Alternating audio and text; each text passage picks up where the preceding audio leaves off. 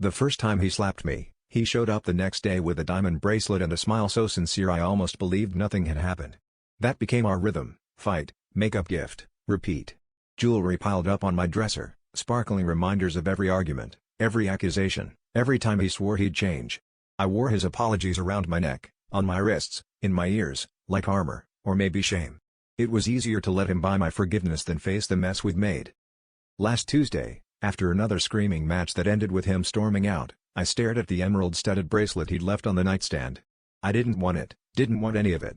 I grabbed a handful of his gifts and headed to the pawn shop, desperate for cash and maybe a little bit of revenge. As the clerk inspected the bracelet, he frowned, pointing out a tiny, unfamiliar bump tucked behind a clasp. "You know there's something inside here?" he asked. My stomach dropped. Back in my car, hands shaking, I pried open the clasp and found a miniature black chip, something out of a spy movie.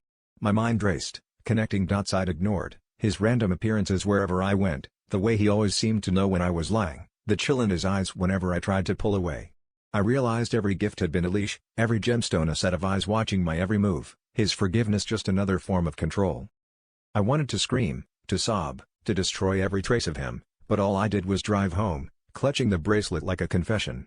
Part of me felt disgusted, betrayed, but another part, a smaller, uglier part, felt relief. If he'd gone this far to keep me, maybe I wasn't as easy to leave as I thought.